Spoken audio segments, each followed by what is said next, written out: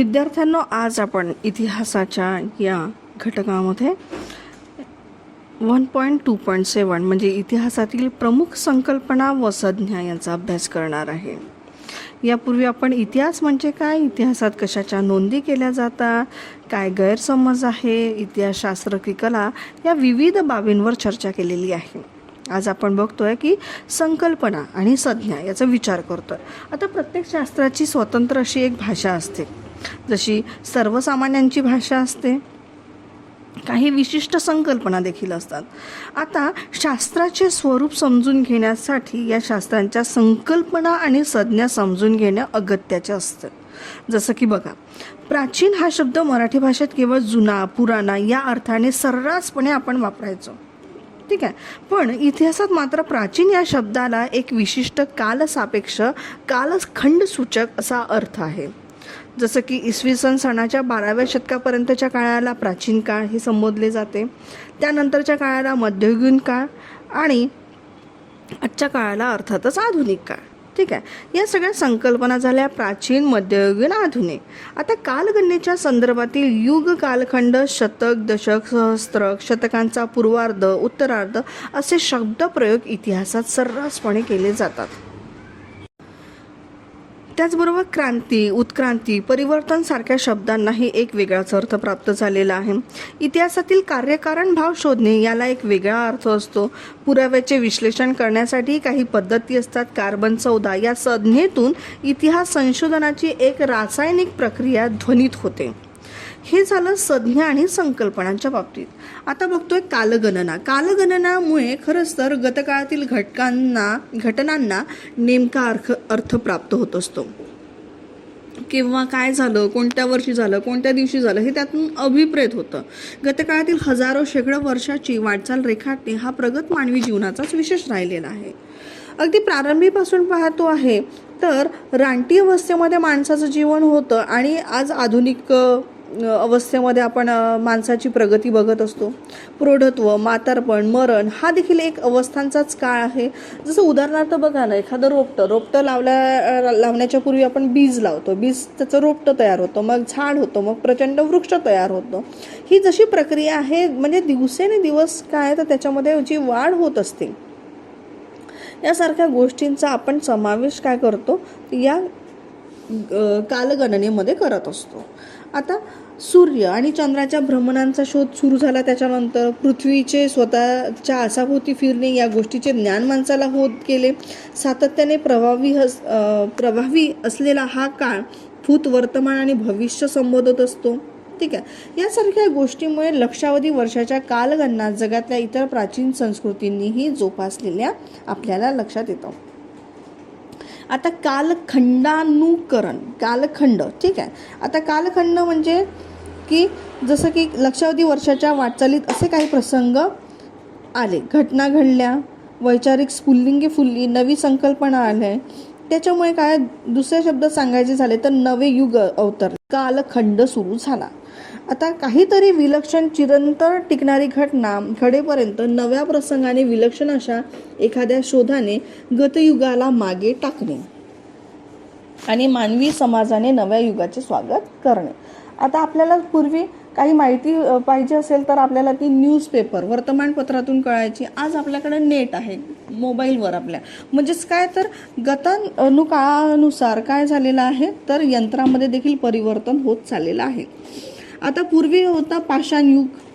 आता पाषाण युगामध्ये दगडाची हत्यारे वापरल्या जायचं. मग आलं ताम्रयुग, त्याच्यामध्ये तांब्याच्या धातूपासून बनलेल्या वस्तू वापरल्या जायला लागले. मग आले लोहयुग. लोहयुगमध्ये लोखंडाची अवजारे वापरू लागलोत. म्हणजेच काय तर रानटी अवस्था संपत चाललेली होती आणि सिंधू संस्कृती सारख्या आपल्याला संस्कृतीतील आढळलेल्या वस्तूंवरून माणसाची किती प्रगती होत गेली हे आपल्या देखील लक्षात आलं. म्हणजेच काय तर कालखंड कसा तर प्राचीन काळ, मध्ययुगीन काळ आणि आधुनिक काळ असा कालखंड देखील त्याच्यामध्ये आपल्याला दिसतो. आता पाश्चात्य जग मध्ययुगातून आधुनिक युगात आले, जसं की प्रबोधनाच्या चळवळीमुळे.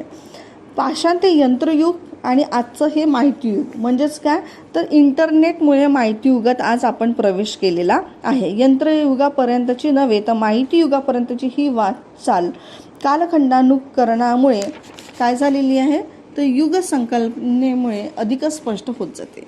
त्याच्यानंतर कालगणना पद्धती. आता ख्रिस्तपूर्व काळ आणि ख्रिस्ती नंतरचा काळ, इसवी सन पूर्व काळ आणि इसवी सन नंतरचा काळ, म्हणजे ख्रिस्ताचा जन्म ज्या काळ झाला त्याच्या पूर्वीचा काळ म्हणजे इसवी सन पूर्व आणि त्यानंतरचा काळ इसवी सनाचा. परिणामी युरोपात प्रचलित असलेली ख्रिस्ती कालगणना आफ्रो आशियाई देशातही रूढ झाली आणि त्यानुसारच कॅलेंडर आपल्या दर्शनास येतं. आणखी काही कालगणना पद्धतीतही नोंद झाली, जसं शक, संवत, हिजर, फसली यासारख्या. आता शालिवाहन शक. आता शक कोणी सुरू केले तर 1878 पैठणच्या सातवाहन नृपती म्हणजे राजांनी ही कालगणना सुरू केली. पंचांगी सुरू झाले. भारतीय कालगणनेमध्ये पंचांगीला महत्त्व आहे. कालगणनेची 5 अंगे असतात, जसं की वार, तिथी, नक्षत्र, योग, करम या कालगणनेची देखील 5 अंगे. यानुसार देखील काय झालं तर कालगणना केली जाते. विक्रम संवत, त्याच्यानंतर हिजरी, फसली यासारख्या गोष्टीमुळे काय तर कालगणनेची नोंदणी होत असते. जसं शिवाजींचा राज्याभिषेक शक, तेव्हापासून शक सुरू झाला. अशा गोष्टीमुळे आपल्याला लक्षात येतं. त्याच्यानंतर परिवर्तन प्रक्रिया. आता परिवर्तन प्रक्रिया म्हणजे काय तर परिवर्तन प्रक्रिया सूचित करणाऱ्या संकल्पना सामान्यतः दशकाच्या, शतकाचा आणि सहस्त्रकाचा विचार करतो. जसं 1801 ते 1900 एक सहस्त्रक झालं. 1901 ते 2000 हे 20वे शतक सुरू झालं. 2001 ते आता कंटिन्युएशनमध्ये आपण जे बघतोय हे 21वे शतक सुरू झालेलं आहे. आता इसवी सन 1 ते 1000 हे पहिले सहस्त्रक झाले. 1001 ते 2000 हे दुसरे सहस्त्रक झाले. जसं की पहिले दशक म्हणजे काय तर 1010 ते 1020 हे एका दशकाचा काळ म्हणजे 10 वर्ष त्याच्यामध्ये नोंदणी आल्या. आता आर्य समाज, प्रार्थना समाज, ब्राह्मो समाज, सत्यशोधक चळवळ या सर्व प्रक्रियेतून घडलेले परिवर्तन 19व्या शतकाच्या उत्तरार्ध या संकल्पनेमध्ये सामावलेले आहे. आता आपण बघत असताना परिवर्तन प्रक्रिया बघत असताना उत्क्रांती या शब्दाचा देखील अर्थ आपल्याला समजणं फार आवश्यक आहे. सारे मानवी जीवन असे उत्क्रांत होत चाललेले आहे. राजा ही ईश्वरी अंश आहे. ही मानवी मनाची श्रद्धा. राजाची सत्ता कधीच नष्ट होणे नाही, कारण तिला ईश्वरी वरदान आहे, ही एक कल्पना त्या काळात होती. परंतु जेव्हा फ्रान्सची क्रांती झाली 1779 विद्यार्थ्यांना लक्षात घ्या, आजही आपण जे काही शब्द वापरतो स्वातंत्र्य, समता आणि विश्वबंधुता हे शब्द आपल्याला जर कुठून माहिती झाले असेल तर फ्रान्सच्या उत्क्रांतीमुळे हे शब्द आपल्या निदर्शनात येतात. स्वातंत्र्य म्हणजे काय, समता म्हणजे काय आणि विश्वबंधुत्वाचा अर्थ काय, ह्या सगळ्या गोष्टी फ्रान्सच्या क्रांतीमुळे आपल्या सर्वसामान्यांना आज लक्षात आलेले आहे. त्याचबरोबर विकास. आता विकासाचेही काही घटक असतात हे देखील आपल्याला माहिती नव्हतं. जसं की विकास हा होत असतो, विकसित झाला, विकसनशील झाला आणि पूर्ण विकास झाला किंवा प्रगती झाली. म्हणजे काय चढ उतार होणे. विकास होत आहे म्हणजे प्रगती होत आहे, विकसित होत आहे काहीतरी प्रक्रिया चालू आहे, विकसनशील म्हणजे त्याच्यामध्ये देखील प्रगती चालू आहे. अशा विविध गोष्टीतून आपल्याला काय होतं की म्हणजे आपल्याला प्रगती सुरू आहे, विकास म्हणजे प्रगती झालेली आहे, यासारख्या गोष्टींचा अर्थ आपल्याला कळतो. आता अर्थनिर्णय. आता अर्थनिर्णय हे बघत असताना इतिहास म्हणजे हे असे घडले, हे हा जरी अर्थ असला तरी नुसतं वर्णनात्मक विचार करणं या विषयाचे स्वरूप नाही. ठीक आहे, वर्णन करणं एवढंच काही, हे असे घडले, ते तसे घडले, हा राजा होता, ती क्रांती घडली, एवढंच काही त्याचा अर्थ लावणं नाही, तर त्याचा मतितार्थ पण शोधणं. आता त्याच्यासाठी काय करावं लागेल, मग आपल्याला पुरावे शोधावं लागेल आणि पुरावे आपल्याला ठिकठिकाणी त्याचे अवशेष सापडे. जसं की आपण हडप्पा संस्कृतीमध्ये पाहिलेलं आहे की तिथे जे काही अवशेष सापडले त्याला आपण अमेरिकेमध्ये नेले, त्याची मग काय तर पडताळणी करण्यात आली, मग ते 5000 वर्षापूर्वीचे आहे हे लक्षात आलं. तसंच काय तर कार्बन 14 प्रक्रिया आणि रेडिओ कार्बन प्रक्रिया या निदर्शनास आल्या आणि हाडांची चिकित्सा करण्याच्या या 2 पद्धतीमुळे काय झालं तर अर्थ कळायला लागले. किती प्रमाणात वायू हाडात सामावला गेला यावर हा अवशेष किती हजार वर्षापूर्वीचा आहे हे ठरते. ठीक आहे. कार्बन 14 हा वायू त्यामध्ये असतो. त्यानंतर रेडिओ कार्बन प्रक्रियेमुळे रेडिओ ॲक्टिव्ह किरणांचा वापर करून आता अधिक नेमकेपणाने अस्थि अवशेषाची कालनिश्चिती करता येते. ठीक आहे.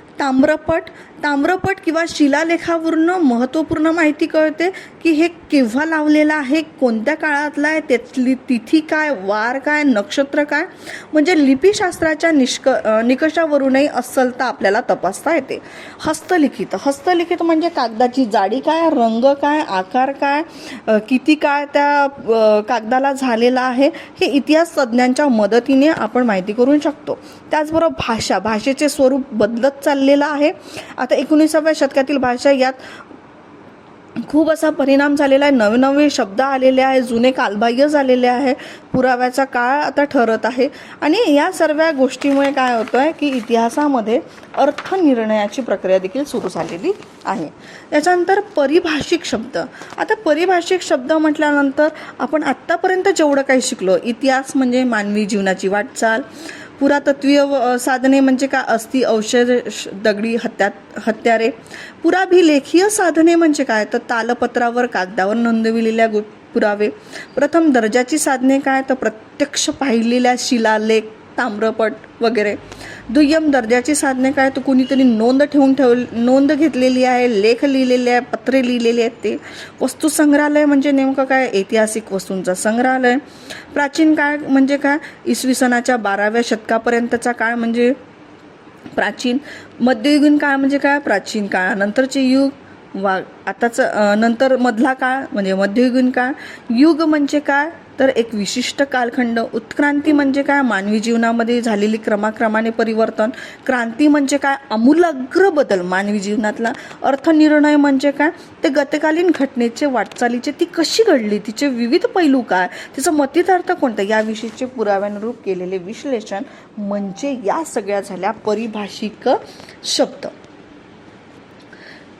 आता आपण इतिहासाचे प्रयोजन पाहिलेले आहे. ठीक आहे. इतिहासात नोंद कोणाची घेतली जाते ते पाहिलेलं आहे. कोणत्या ऐतिहासिक व्यक्तींची नोंद होते ते पाहिलं आहे. इतिहास हे शास्त्र आहे, तसेच ते कला देखील कसे आहे हे देखील अभ्यासलेलं आहे आपण. त्याचबरोबर आता हे सगळा सारांश बघत असताना आपल्याला फक्त काही गोष्टी लक्षात ठेवायच्या आहे. ठीक आहे. आता वर्तमान काळ समजून घेण्यासाठी केलेला प्रयत्न म्हणजे गतकाळाच्या संदर्भात वर्तमान काळ समजून घेण्याचा प्रयत्न म्हणजे इतिहास. ओके. त्याच्यानंतर निर्णय इतिहास तज्ज्ञांनी इतिहासाच्या व्याख्या ज्या केल्या आहे म्हणजे काय, तर मानवी जीवनाची समग्र वाटचाल रेखाटणे. इतिहास एक सामाजिक शास्त्र आहे. कथा किंवा कादंबरीसारखे ते नव्हे. स्वकर्तृत्वाने आपला माणसाने जो ठसा उमटवलेला त्याची लोकांनी नोंदी केलेल्या आहे. नदीकाठी किंवा नद्याच्या पात्रांमध्ये उत्खननामध्ये जे काही हत्यारे सापडले, जे काही हाडं सापडली त्याच्यावरनं केलेला एक पुरावा आहे तो. दुय्यम दर्जाची साधनं आपण पाहिलेलीच आहे की कागदपत्र वगैरे. नाणी पण आपण पाहतो की धार्मिक त्याच्यावर चित्र काढलेली आहे, त्याच्यावरून ते आपल्याला गंगा गोदावरीच्या पात्रात सापडलेली आहे. कारण हजारो वर्षापूर्वी आपण नाणी फेकून कशासाठी की आमची इच्छा पूर्ण व्हावी या उद्देशाने काही नाणी आपण टाकत असतो नदीमध्ये वगैरे. त्या नाणी मग नंतर सापडल्या गेल्या. शिलालेख, नाणी, मंदिरे, गुहा, स्थापत्यावशेष या सगळ्या गोष्टीवरून काय तर आपल्याला इतिहासाचा काळ कळत असतो. आता या सगळ्या वस्तूंचा संग्रहालय केला, त्याला आपण काय म्हणतो की म्युझिओलॉजी असं म्हणतो. त्याच्यानंतर आपण पाहिलं वस्तू संग्रहालयाबरोबर संशोधन संस्था देखील प्रचलित झाल्या. इंडियन हिस्ट्री काँग्रेस, महाराष्ट्र इतिहास परिषद, व्यासपीठं उपलब्ध होऊ लागली. त्याच्यानंतर सूर्य, चंद्र, ग्रह, तारे यांच्या भ्रमणांच्या अभ्यासावरून कालगणनाच प्रारंभ झाला. त्याच्यानंतर दिवस, सप्ताह, पंधरवडा, महिना, वर्ष, शतक, सहस्त्रक अशी निरनिराळी गणना तयार झाली. कालगणना पद्धती आपण समजून घेतल्या, परिवर्तनाची प्रक्रिया समजून घेतली, काही वर्णनात्मक असतात. कार्बन 14ची संकल्पना आपल्याला लक्षात आली. हा सगळा आपण अभ्यास आपल्या या पहिल्या घटकामध्ये केलेला आहे आणि ज्याचं नाव होतं की पहिल्या घटकाचा स्वरूप आणि व्याप्ती, इतिहासाची स्वरूप आणि व्याप्ती याच्यामध्ये आपण त्याचे उद्देश, प्रास्ताविक, विवेचन, परिभाषिक शब्द, स्वयं अध्ययनाची प्रश्नाची उत्तरे या सगळ्या गोष्टींचा अभ्यास केलेला आहे. आता विद्यार्थ्यांना याच्यामध्ये जे काही स्वयं अध्ययनाची प्रश्न दिलेली आहेत ही तुम्ही पर्सनली सोडवायची आहेत, त्याचा अभ्यास करायचा आहे आणि माझ्या पर्सनल नंबरवर सेंड देखील करायचा आहे. धन्यवाद.